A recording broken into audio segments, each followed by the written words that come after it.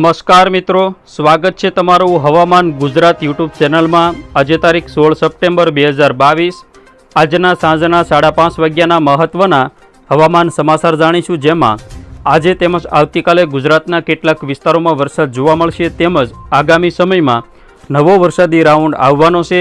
19-20 તારીખમાં બંગાળની ખાડીમાં આ સિસ્ટમ બનવાની છે, તેની સંપૂર્ણ અપડેટ આપણે મેળવવાની છે।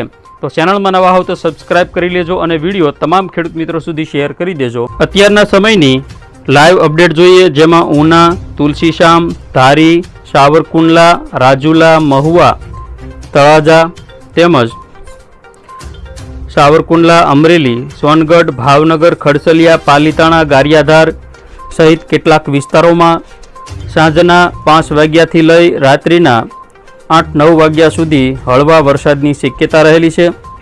તો બાકીના વિસ્તારો જોઈએ તો ખંભાત, બોરસદ, આણંદ, ડાકોર, ગોધરા, દાહોદ, ચાંપાનેર, વડોદરા, જંબુસર, કરજણ, છોટાઉદેપુર તેમજ ડભોઈ અને ભરૂચ, ડેડિયાપાડા, વાંકલ, ઉમરપાડા, સુરત, બારડોલી, તાપી, નવસારી, બીલીમોરા, વાંસદા તેમજ વલસાડ, ભવનાથ, અંબોશી, સાપુતારા, કપરાડા અને વાપી આ બધા વિસ્તારોની અંદર અત્યારે ભારે વરસાદ જોવા મળે છે।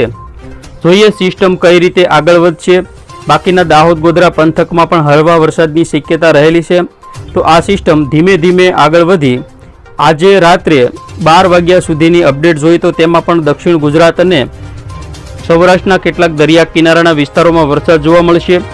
દાહોદ, ગોધરા, વડોદરા, છોટાઉદેપુર તેમજ નર્મદા, ભરૂચ, સુરત, તાપી, વલસાડ તેમજ નવસારી અને ડાંગ જિલ્લામાં વરસાદની શક્યતા રાત્રે પણ જોવા મળશે। આવતીકાલે 17 તારીખમાં વહેલી સવારની અપડેટ જોઈએ તો વડોદરા, છોટાઉદેપુર, નર્મદા, સુરત, તાપી, ભરૂચ તેમજ વલસાડ, નવસારી અને ડાંગ જિલ્લામાં ભારે વરસાદની શક્યતા રહેલી છે। બાકીના સૌરાષ્ટ્રના કેટલાક વિસ્તારોમાં હળવા મધ્યમ વરસાદી ઝાપટા ચાલુ રહેશે। આજે ગુજરાતના ઘણા બધા વિસ્તારમાં વરસાદી માહોલ જોવા મળ્યો હતો, જેમાં ખાસ કરીને સૌરાષ્ટ્રમાં ગીર સોમનાથ, ભાવનગર, અમરેલી સહિત મોટાભાગના વિસ્તારમાં વરસાદી માહોલ રહ્યો હતો।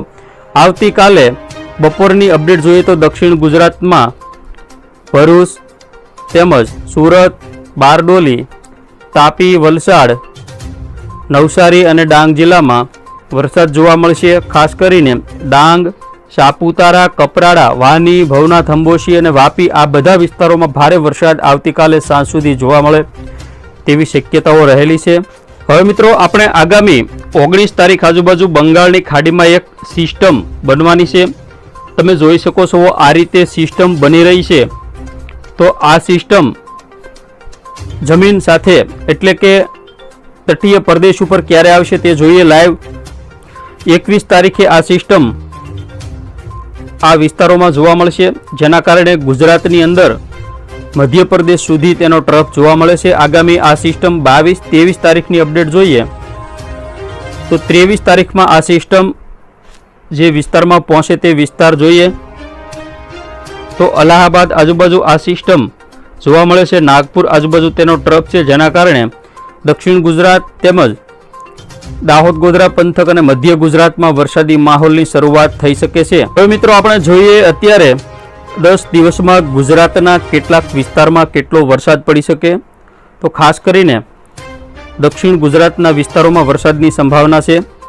સુરતમાં 24 mm, વલસાડ 39 mm તેમજ ખાસ ડાંગ જિલ્લાની વાત કરીએ તો ડાંગ જિલ્લા અને આજુબાજુના વિસ્તારોમાં 50 mm સુધી વરસાદ પડી શકે। તાપીમાં 34 mm, ભરૂચ જિલ્લાની જો વાત કરીએ તો 19 થી 20, રાજપીપળા 34 mm, છોટાઉદેપુર 40, વડોદરા 16 mm, અલંગ, મહુવા આજુબાજુ 8 થી 10 mm વરસાદ, ઓધરા આજુબાજુ, દાહોદ આજુબાજુ 47 mm વરસાદની શક્યતા રહેલી છે। બાકી અમદાવાદ સહિત મોટાભાગના વિસ્તારોમાં વાદળછાયું વાતાવરણ રહેશે અને આ સમગ્ર જે વિસ્તારો છે જેમાં છૂટા છવાયા ઝાપટા પડી શકે। દ્વારકામાં 10 mm, નલિયામાં 6 mm વરસાદ। તો બાકીના કોઈ વિસ્તારમાં વરસાદની શક્યતાઓ આગામી 10 દિવસ સુધી જણાતી નથી।